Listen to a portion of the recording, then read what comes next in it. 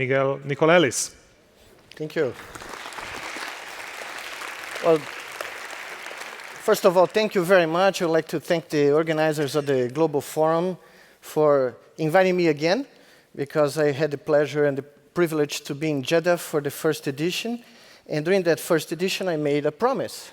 And I got a feeling that I got invited to actually tell you whether the promise was delivered. And in fact, the promise was delivered by this kid. This is Juliano Pinto, a 29-year-old Brazilian, who was, in charge of the opening kick of the World Cup on June 12, 2014. And you can imagine, for a Brazilian to be in charge of that kind of kick in Brazil, it doesn't get better than that. But you have to realize that this kid has been paralyzed for 10 years after a car crash that unfortunately was extremely tragic for his family. He lost his brother, and he got a lesion, about mid-chest lesion. So he became paralyzed from this level down. So, and those of us who are not used to deal with spinal cord injury patients don't actually realize how complex the clinical picture is in these patients. It's not just that you cannot move. You cannot feel anything below the lesion. Your gastrointestinal function goes bad. You cannot feel anything. Your cardiovascular function deteriorates. Your psychological functions deteriorate. So it's a huge clinical disaster, if I can say it. And I had the privilege to work with 8 of these patients for about a year. And what I want to show you that this kick for Juliano and for these patients and for all of us who work in this field is emblematic, not only because it happened, it could be done, but it opens a door for a variety of new approaches that aim at restoring not only locomotion, but also the ability of these patients, as you're going to see in a moment, to actually feel again that they have a full body. So it's not only enough to get the signals out of the brain to make them move. It's important to give something back to them in the shape of feedback that allows them to actually regain the feeling that they have a full body. And that's what I'd like to tell you, because what Juliano did, as Bruno mentioned, he was only able to kick off the World Cup because he was wearing the first brain control robotic vest that allows not only his brain activity to be translated into movements, but because of sensors that exist throughout this vest, Juliano could feel the kick. He felt the ball.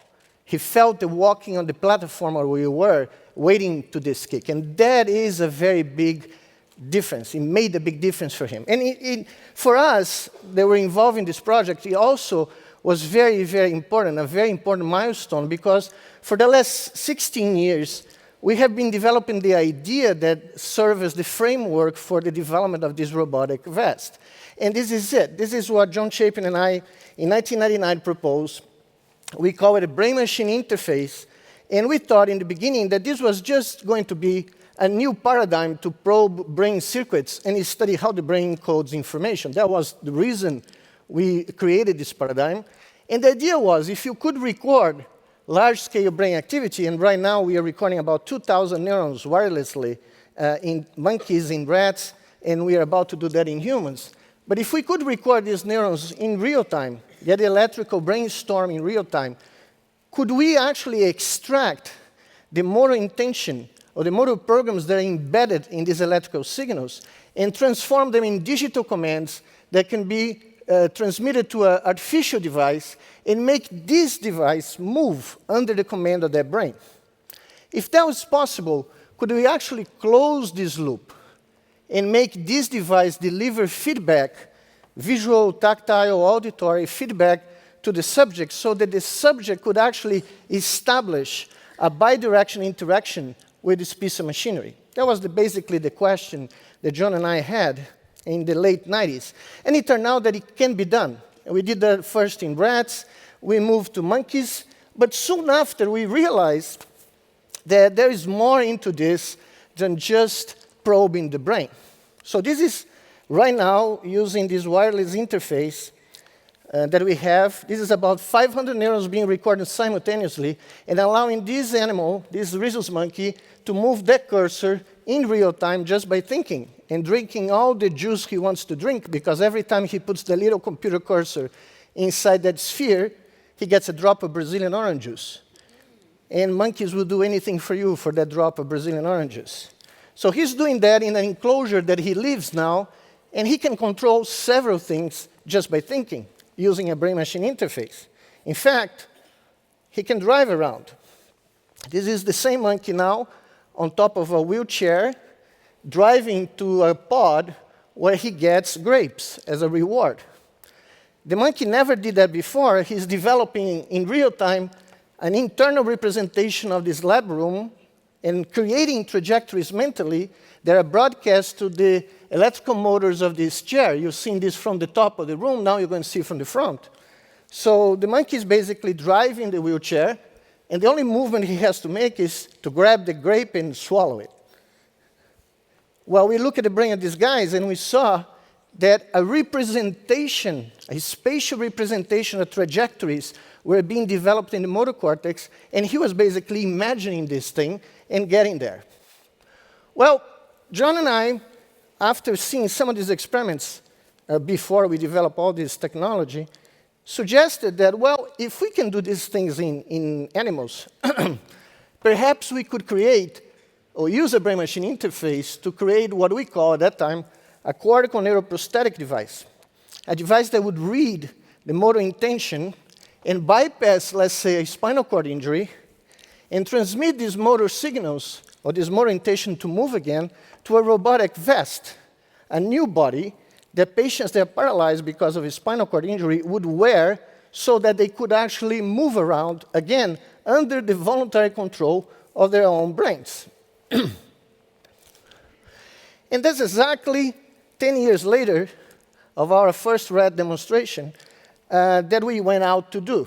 We got a very special opportunity by building this consortium, a worldwide consortium called the Walk Again Project, that put together friends from all over the world, scientists, engineers, physicists, physicians, rehabilitation personnel, that came together to actually try to see if we could actually deliver on this idea, to build the first robotic vest, an exoskeleton we call it, that could be controlled directly by the brain, and that could not only restore mobility in these patients, but actually restore the sensation, again, that they had a full body. As you can see, there was a lot of people involved, about 156 people from 25 countries, every continent represented, including everybody here, including the administrative personnel that help us get things moving around the globe. We had, for the first time in my life, I had a 24-hour laboratory, because by the time we were going to bed in Brazil at 2 in the morning, the European guys were coming to work. By the time they were going to bed, the guys in the United States and in Brazil were starting to work. And we had the great pleasure of collaborating with Hannes Bloer, who is here from the EPFL, one of these scientists that opened up their labs and gave us all the technology that we needed to actually go for it. So that's the reason we use a distributed strategy. We had laboratories in the United States, in Europe, and in Brazil, in 2 cities in Brazil, in São Paulo, and in our institute in Natal. And we basically divided the task, first of all, to build the exo. You can see here.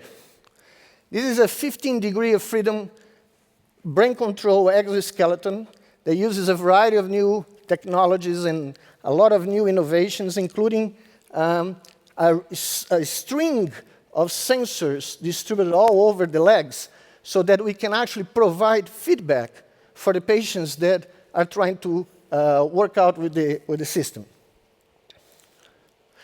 The system can take any type of brain-derived signal.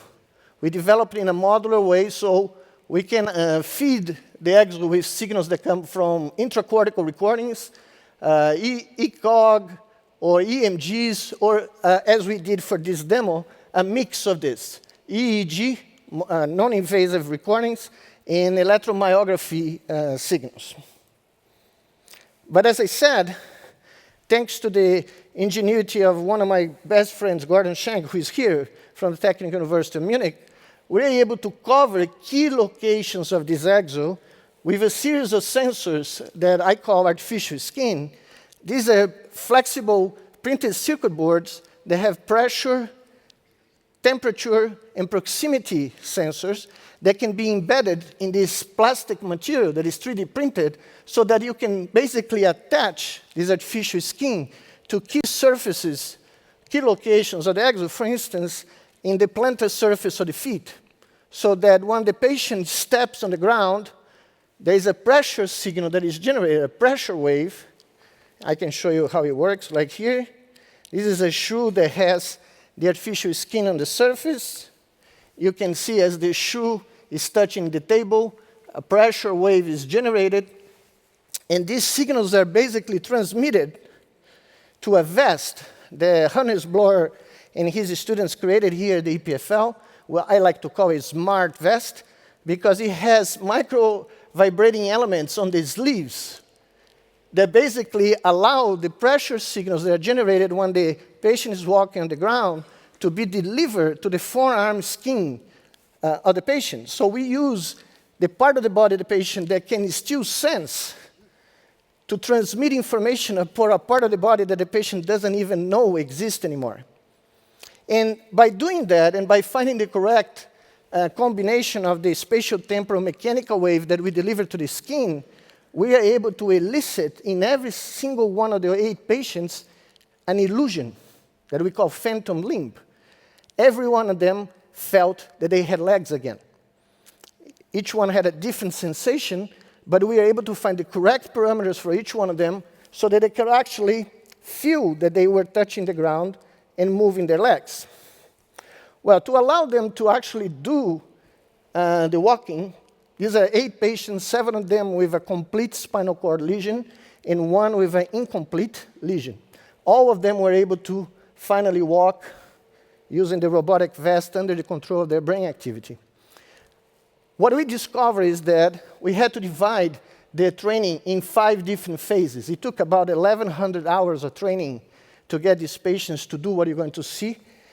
But what is very interesting, I discovered over the period, even though I spent 25 years of my life studying ways of getting signals from the motor cortex, electrical signals, to generate motion, I discovered that the most important component, believe it or not, was the way we deliver feedback to the patients.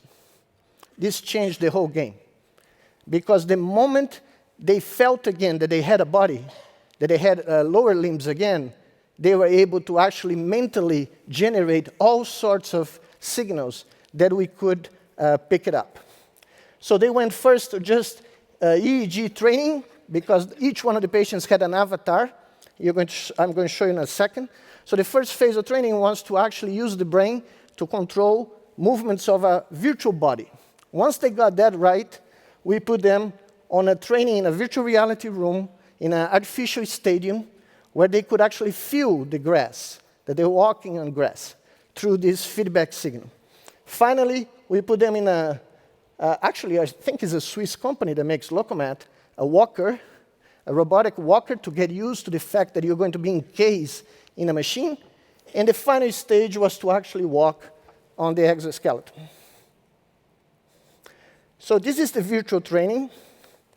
Everything that this avatar is doing here is being decided by a EEG signal coming from the patient's brain. You cannot hear, I didn't put the sound, but we put a Turkish fans singing in the background to distract the patients. These are the loudest soccer fans you can get in the world. And even though this distraction was all over, the patients were able to concentrate and do the maneuvers that you saw here. So it was standing up, walking, and kicking. Once they graduate from this stage, they were able to go to the actual walking. I'm not going to show you the walking on the Locomat, but this is the first day, for instance, that this patient, after graduating over all these stages, was able to basically go inside the exoskeleton and basically make a decision, a motor decision using the EEG to start locomoting. These guys got so good at the end of the training that they were able to actually control individual legs with the EEG. which is very tricky because we are using an indirect signal to actually get that going. But as you can see, in the beginning, he's basically enjoying, after 7 years of total paralysis, walking. But more than walking, he's wearing a harness shirt here, and he's using the artificial skin that Gordon developed to actually feel the ground. So he's describing to us in Portuguese what he's feeling as he's walking. And it's very interesting to see that each patient developed a particular relationship with the exo and a particular tactile relationship. In fact, at the end of the movie, he says in Portuguese that he needs to borrow the exo when he gets married because he wants to walk to the aisle and get married with it. So I'm not going to show you the FIFA footing of the actual kick, the actual minute, because FIFA wants to sell that to me at 8,000 euros a second. I don't have that kind of money. So I may need to ask my friend Patrick Abisher to talk to the guys there and see if we can get a discount. But I'm going to show you the last kick. We did 57 kicks in a stadium, which is not easy, I can tell you. We practiced during 3 weeks in this soccer stadium, the opening of the World Cup. Juliano tried 57 kicks, he got 56 right. And this is the final kick before we went to the open field. There were 75,000 crazy Brazilians in the stadium, about 1 billion people watching TV, so there was a little pressure. And Juliano didn't flinch. This was what we prepared to show the whole world, but since it was kind of mid-afternoon, it was difficult to see. We wanted kids all over the world to understand the concept of a brain-machine interface. So we had lights. So you're going to see when the blue lights are starting to flick, that means that the exoskeleton is on. So Juliano put the arms on the armrest, and the exo is on to receive brain signals and to deliver feedback. So when the lights start coming from the helmet down to the legs, that means that Juliano is taking the decision to actually initiate the movement. And then, as you can see, a former EPFL student, my student with Hannes, Suleiman Shakur, is going to place the ball in front of Juliano, so he kicks. So he took the decision now. He's controlling the exo now, and he makes the decision to move the leg and kick the ball. And the most moving moment in the field, I can tell you, there is no doubt about it, when he did that, he started screaming to us, "I felt the ball." And that was priceless, because that was 20-some years waiting for something like that to happen. But that was not the top of the story. Believe it or not, what is really stunning to us is 3 months after the World Cup, we completed 1 year of training with the patient. So we had planned to do a complete neurological examination because, as I said, 7 of these patients had complete spinal cord injuries. 1 had an incomplete. Well, we did this examination, and when we look at them, something didn't match.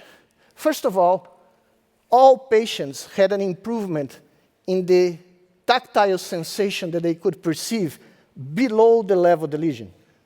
Even in the 7 complete patients, complete as a clinical diagnosis. Juliano, for instance, you can see here, he could basically, when we started with him in November 2013, his tactile sensitivity went to T3. That improved to T4 when we talk about a very fine touch. He got 1 segment better.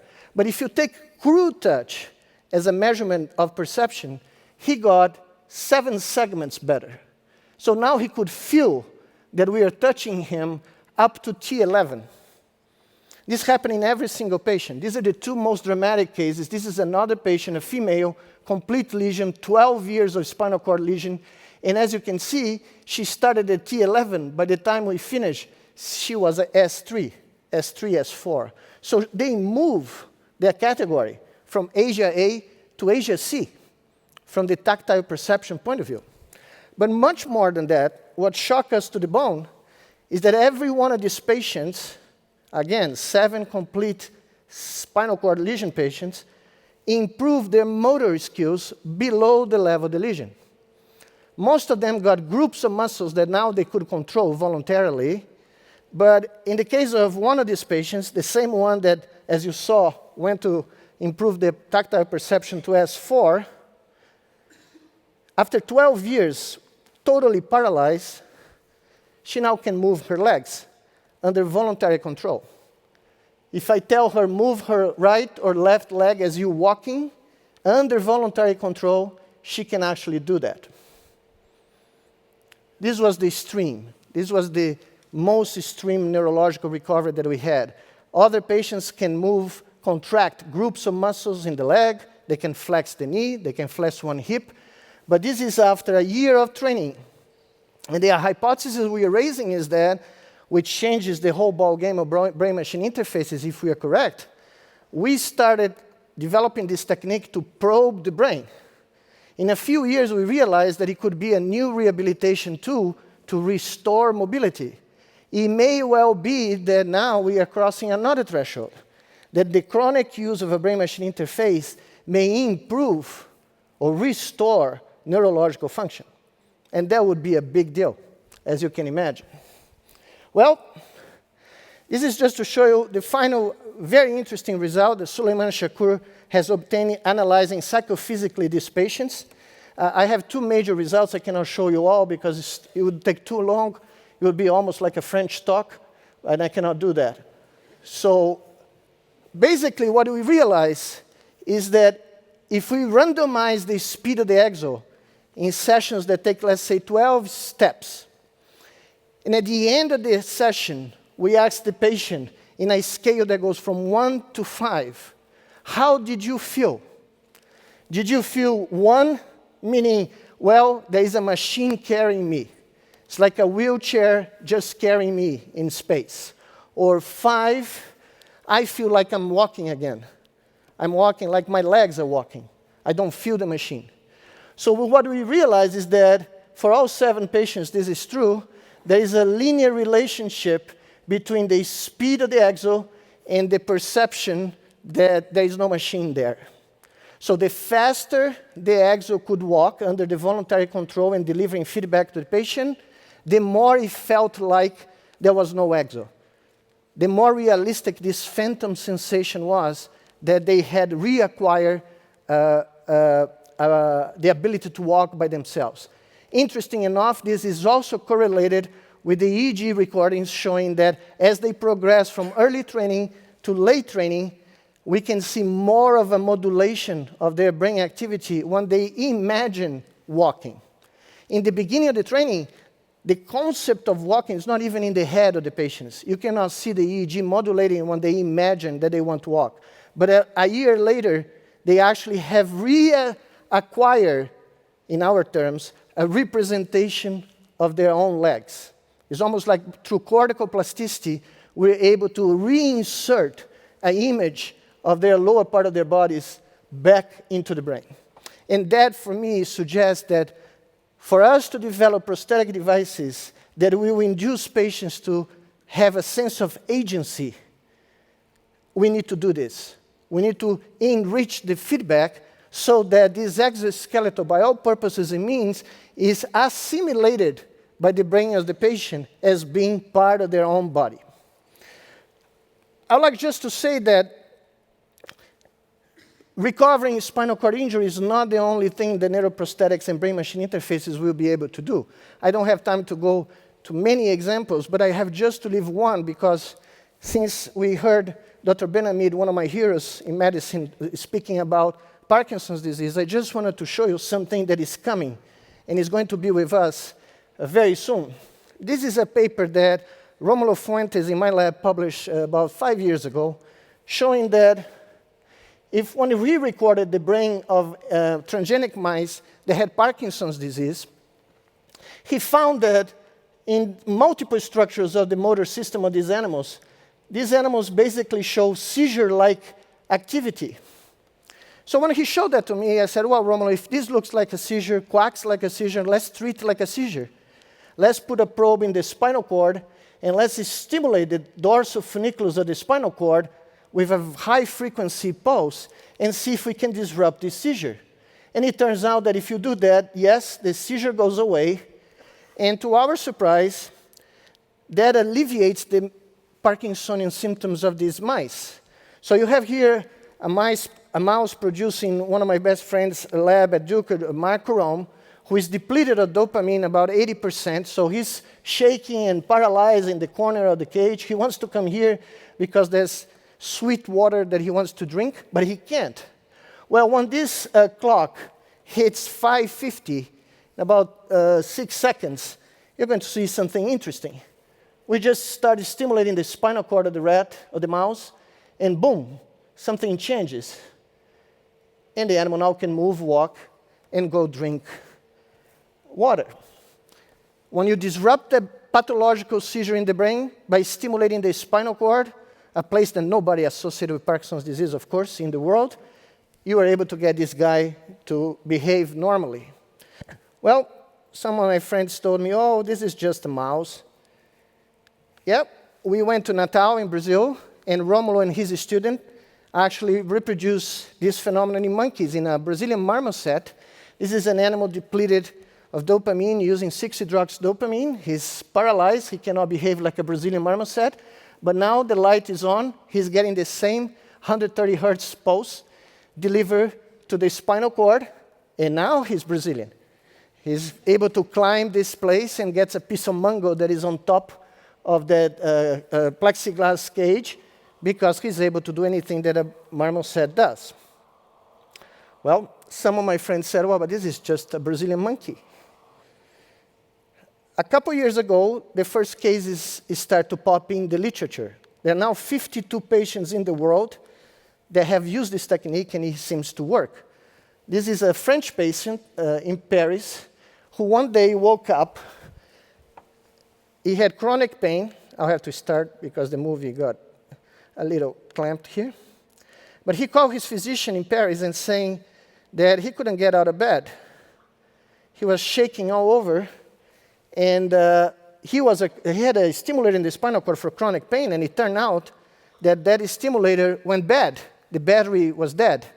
Well, he went to the physician, they replaced the battery, and that's how it looks when the battery was replaced. His Parkinsonism was almost completely gone. He could now stay,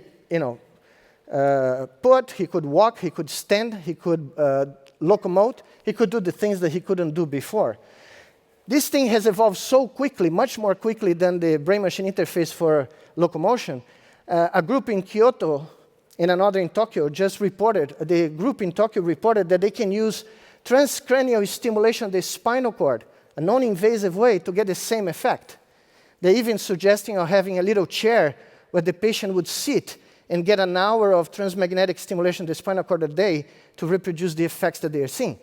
So it may be that we are going to see a variety of neuroprosthetic devices coming to treat other neurological disorders just because we are looking at the brain in a completely different way. We're creating theories of the brain that are very different. So I would finish just to tell you that Switzerland has Geneva, Brazil has Natal. This is the campus of the brain. I'd like to show you in the first. We're about to inaugurate it thanks to a recent grant from the Brazilian president and the Minister of Education. This is going to be the first center for neuroprosthetic development in Brazil, in Latin America. It's going to be totally devoted to neuroengineering. I'm inviting all of you to come for the inauguration in a few months. It's fun, the climate is good, the food is wonderful, and I hope that all sorts of great discoveries will come from the equator, and who knows, maybe we can meet halfway somewhere. Thank you very much.